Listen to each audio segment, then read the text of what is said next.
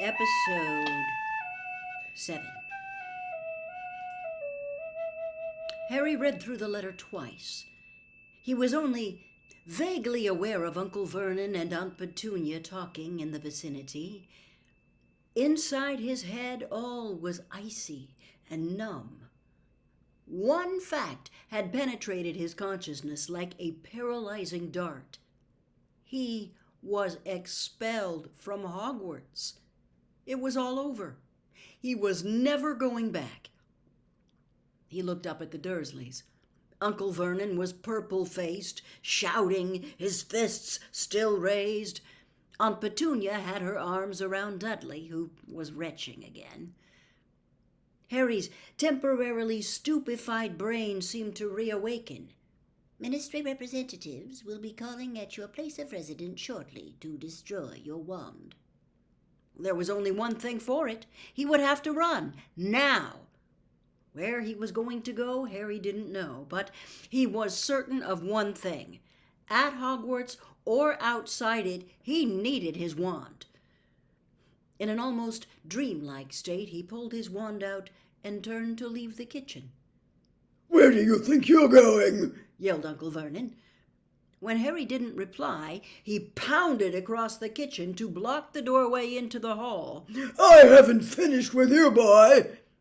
"Get out of the way," said Harry quietly. "You're going to stay here and explain how my son—" "If you don't get out of the way, I'm going to jinx you," said Harry, raising the wand. "You can't pull that one on me," snarled Uncle Vernon. "I know you're not allowed to use it outside that madhouse you call a school."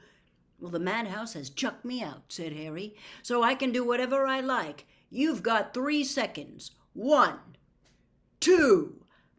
A resounding filled the kitchen. Aunt Petunia screamed, Uncle Vernon yelled and ducked, but for the 3rd time that night, Harry was staring for the source of the disturbance he had not made. He spotted it at once. A dazed and ruffled-looking barn owl was sitting outside on the kitchen sill, having just collided with the closed window.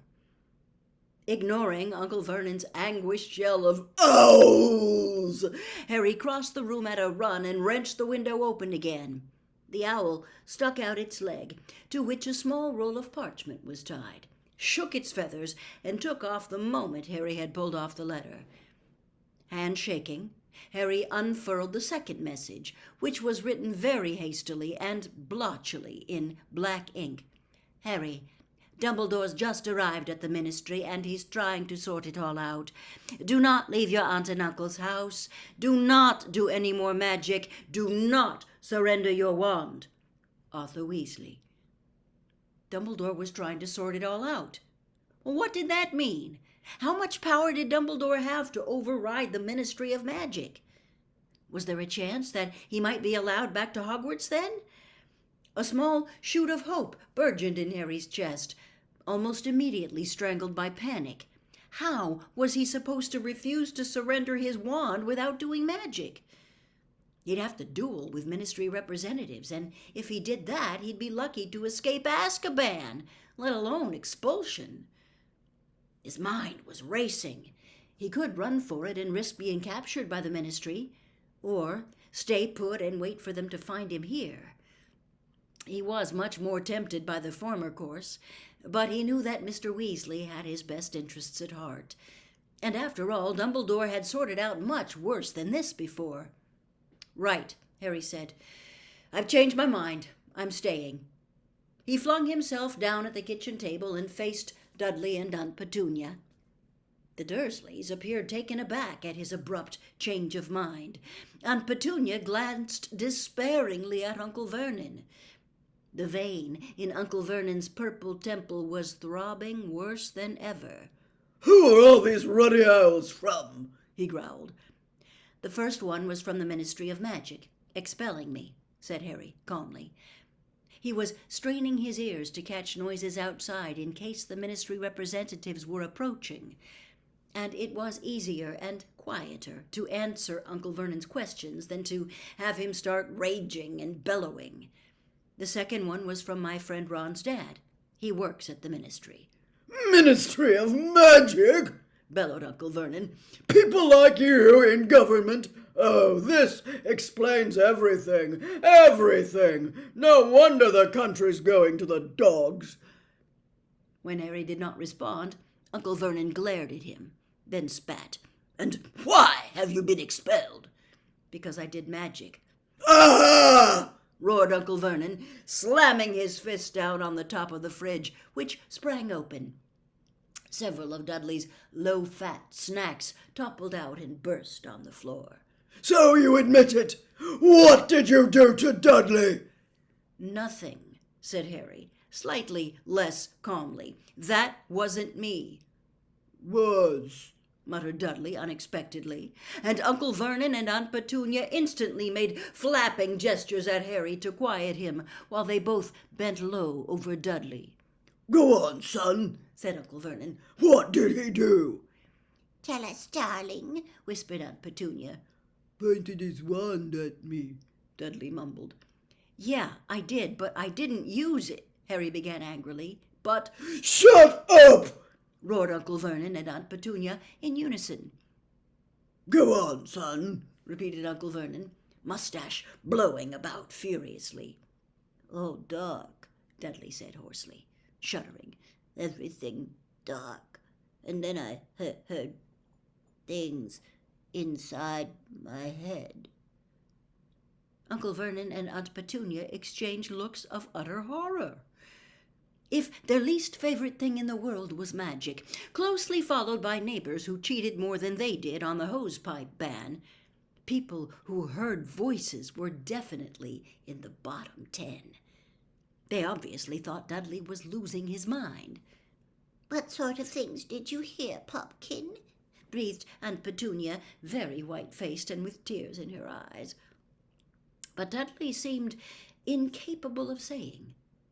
He shuddered again and shook his large blond head. And despite the sense of numb dread that had settled on Harry since the arrival of the first owl, he felt a certain curiosity. Dementors caused a person to relive the worst moments of their life. What would spoiled, pampered, bullying Dudley have been forced to hear? How come you fell over, son? Said Uncle Vernon in an unnaturally quiet voice, the kind of voice he would adopt at the bedside of a very ill person. Tripped, said Dudley shakily. And then? He gestured at his massive chest. Harry understood. Dudley was remembering the clammy cold that filled the lungs as hope and happiness were sucked out of you. Horrible, croaked Dudley. Cold. Really cold. Okay, said Uncle Vernon in a voice of forced calm, while Aunt Petunia laid an anxious hand on Dudley's forehead to feel his temperature. What happened then, Dudders? Felt as if... As if you'd never be happy again, Harry supplied, tonelessly. Yes, Dudley whispered, still trembling. So, said Uncle Vernon, voice restored to full and considerable volume as he straightened up. So you put some crackpot spell on my son so he'd hear voices and believe he was doomed to misery or something, did you? How many times do I have to tell you, said Harry, temper and voice rising together. It wasn't me. It was a couple of Dementors. A couple of... What's this, codswallop? Dementors, said Harry, slowly and clearly. 2 of them. And what the ruddy hell are Dementors? They guard the wizard prison, Azkaban, said Aunt Petunia. 2 seconds ringing silence followed these words, and then Aunt Petunia clapped her hand over her mouth as though she had let slip a disgusting swear word. Uncle Vernon was goggling at her. Harry's brain reeled. Mrs. Figg was one thing, but Aunt Petunia?